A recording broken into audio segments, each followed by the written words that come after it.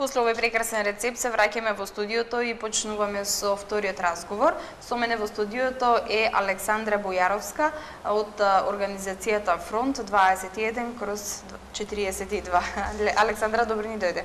Благодарам на поканата. Ќе поразговараме за една кампања, нели, која што ја водите веќе известно време, меѓутоа вчера се одржа завршниот настан. Да. Ке ни кажете ли нешто повеќе за кампањата, да ги запознаеме гледачите за што станува збор? Значи, ова кампања е дел од една поголема наша програма, чија што насока е нели санација и ремедиација на еколошките жешки точки во Македонија. Со оваа кампања бевме насочени кон тогашните идни сега веќе конкретни градоначалници на општините.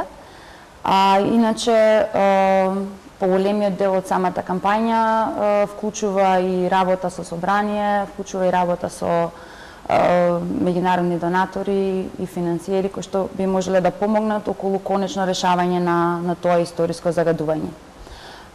Историското загадување во Македонија се работи нели за 15 еколошки жешки точки кои што се наоѓаат во 13 општини, вклучувајќи и градот Скопје во кој што се наоѓаат 3.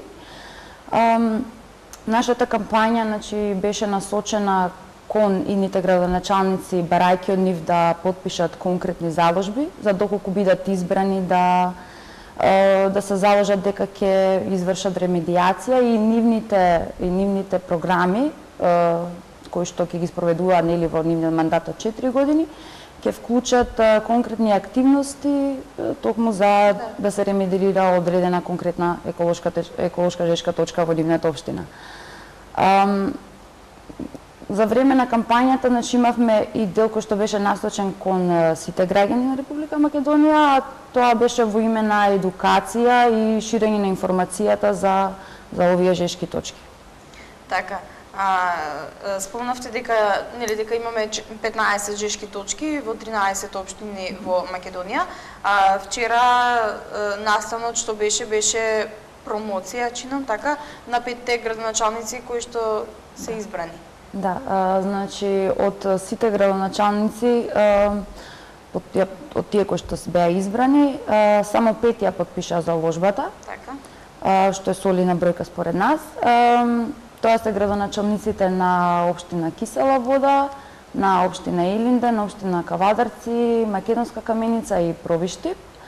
Со тоа ние очекувавме и од советите на општините да се потпишат. Тоа е исто добра соработка, затоа што во другите општини каде што немаме градоначалник, имаме претседатели на совети кои што потпишаа заложбата, така што нашата актуелна конкретна работа ќе се однесува без малку да кажам во сите општини кои што се засегнати. Сега вчерашниот настан беше за промоција, а воедно и запознавање на донаторите со избраните градоначалници, се со цел донаторската заедница да помогне во решавање на конкретните проблеми, затоа што историското загадување не е нешто што може да се реши нели од денес за утре, затоа се потребни прилично доста многу финансиски средства, а воедно за да се реши тоа треба да работат сите заедно, а не само градоначалниците, ниту пак само министерството, кај што беше и досега. Така. Според истражувањата, на која жешка точка се наоѓа на прво место? Според досегашните истражувања, Охи се рангирана како највисоко ризична жешка точка. Добро е тоа што градоначалничката на општина Кисела Вода нели ја потпиша заложбата. Дополнително тоа што заменик министерот Стево Темелковски вчера не информира дека во суштина и министерството добило проект за ремедиација и санација на отпадот кој што се наоѓа во околината нели на Охис. Така да во следниве неколку дена и недели очекуваме да имаме заеднички состанок помеѓу градоначалникот, советниците и Министерството за животна средина, се со цел да имаме конкретни мерки, активности со конкретни рокови за започнување со чистење на тој отпад, затоа што линданот кој што се наоѓа таму е несоодветно складиран, како што информиравме и вчера, и веќе има актуелна, мислам, влијанието од самиот тој отпад е веќе познат и веќе е истражен во луѓето кои што живеат таму, и затоа веќе има и одредени податоци кои што ја кажуваат концентрацијата на тој опасен елемент во самите организми на луѓето кои што живеат таму. Така, со оглед на тоа што нели за Охрис знаеме нели дека го знаеме како жешка точка, сметате ли дека требаше уште поодамно да се почне со една ваква акција? Историското загадување некако секогаш се протнува под тепих. Генерално затоа што градоначалниците, например, имаат став дека тоа е нешто што би требало државата да го решава, а дека они нема никаква моќ во решавањето на овие конкретни проблеми. Од друга страна, па самото министерство и самата држава секогаш некако го гледа ова како заостанато нешто од историјата, како тоа е нешто што се случило во претходната држава, па сега они само бараат пари за тоа да, како да кажам, не е приоритет во решавањето на конкретен проблем. Токму и затоа ние ја поттегнавме целата оваа кампања, затоа што сметаме дека ова историско загадување е време конечно да се реши. Заложбите кои им беа понудени на градоначалниците и активностите и мерките кои што беа во тие заложби се адаптирани токму на нивната моќ како градоначалници да преземат одредени мерки и активности. Во таа заложба, например, има креирање на мешовити работни тела, има решавање преку урбанистички планови, обезбедување на испитување на граѓаните, на медицински прегледи, информирање на граѓаните и слично. Значи, сите тие мерки и активности се адаптирани на конкретната нивна моќ да помогнат нели во решавање на овој проблем. Така. Еве, пак ќе кажам, според истражувањата, нели, на прво место кажавме дека е Охрис, понатаму кои следуваат, на второ место која е жешка точка? Не сте така рангирани како прво, второ место, вообичаено степено на рангирање е преку степено на ризик, така да има високоризични, средноризични и нискоризични.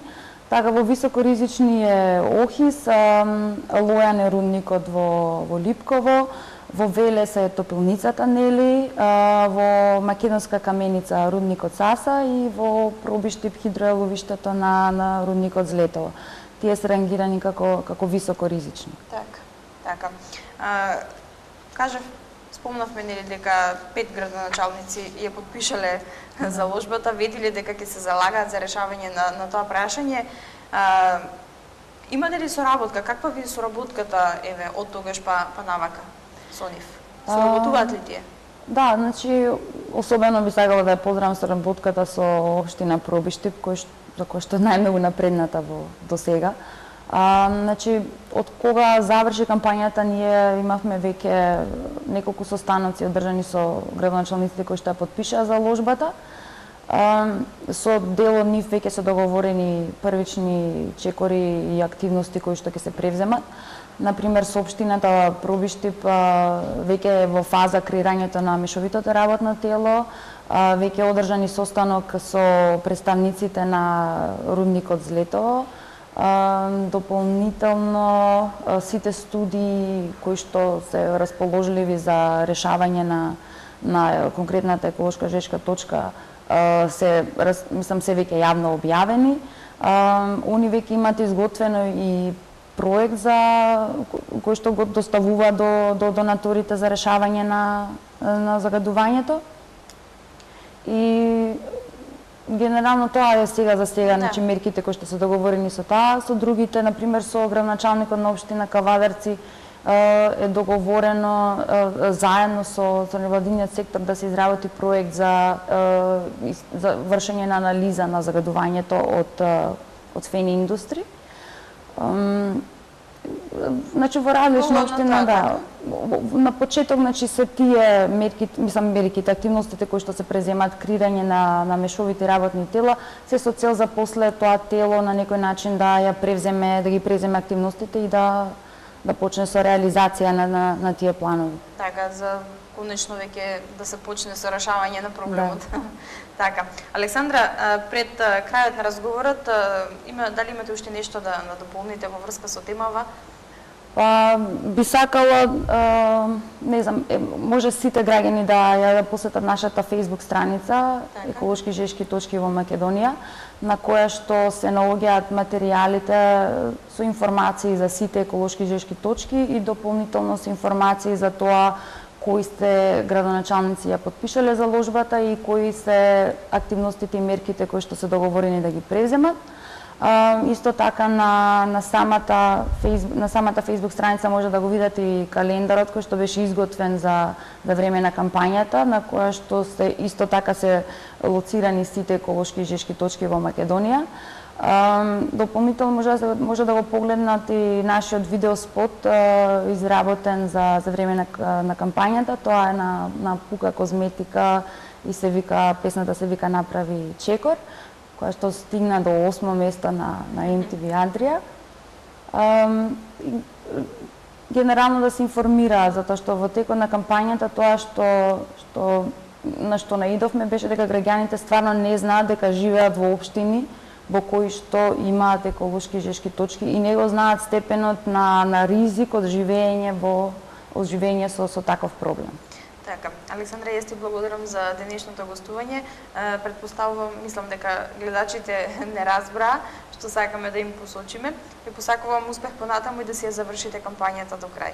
Благодарам за присуството. Благодарам уште еднаш, а ние, почитувани гледачи, одиме понатаму. Сега следува една кратка пауза, па потоа се враќаме повторно назад во студиото и со останатиот дел од емисијата.